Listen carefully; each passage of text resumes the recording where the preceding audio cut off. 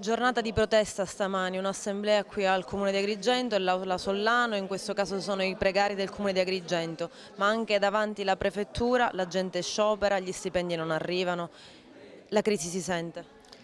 La crisi che era annunciata da questo punto di vista per quanto riguarda i precari è pesantissima per l'inerzia del governo regionale che cerca in tutti i modi di scaricare verso altri. Lo ha fatto 3 anni fa riportando la specificità siciliana sotto l'egidia del governo nazionale e lo fa oggi scaricando il tutto nei confronti dei sindaci.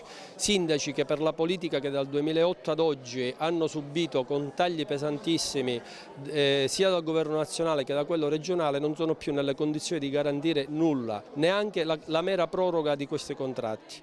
Qui al Comune di Agrigento oggi l'assemblea è per preparare lo sciopero generale di tutti i precari della pubblica amministrazione di giorno 12 che si farà proprio ad Agrigento su base regionali. Questa è una manifestazione importantissima perché non vogliamo arrivare a dicembre, come si è fatto negli ultimi 3 anni, per pietire la prosecuzione di altri 15 giorni, di altro mese, di altri pochi mesi. Poi invece abbiamo questo momento di crisi al Comune di Favara dove la cosa è degenerata. A marzo sono scaduti 69 contratti di questi precari storici che da 25 anni garantiscono questi servizi.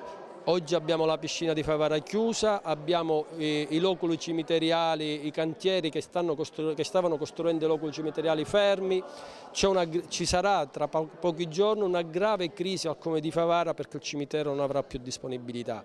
Il tutto perché il Comune è in quasi dissesto. A Roma, anziché autorizzare perché le risorse finanziarie erano certe, questa prosecuzione di 2 mesi che consentirebbe di andare oltre, non hanno deliberato, quindi 69 padri di famiglia che da giorni sono disoccupati. Lei è uno dei precari del Comune di Favara, cosa lamentate? Allora, noi lamentiamo la proroga per l'anno 2015 perché il Comune, avendo aderito al piano di riequilibrio di bilancio, non ha potuto prorogare i contratti per tutto il 2015. Quindi dopo 26 anni di precariato ci ritroviamo senza lavoro. Dopo 25 anni non ci possono fare più una proroga, ci devono indicare, ci devono stabilizzare, devono cercare la strada adatta a sistemarci perché dopo 25 anni, le dico la mia età, 51 anni, non posso io, pur avendo un diploma, andare a cominciare a fare domande di supplenza ed altro. Io voglio continuare il mio lavoro come ho fatto fino ad ora onestamente e lo voglio proprio perché me lo merito io assieme a tutti i miei colleghi.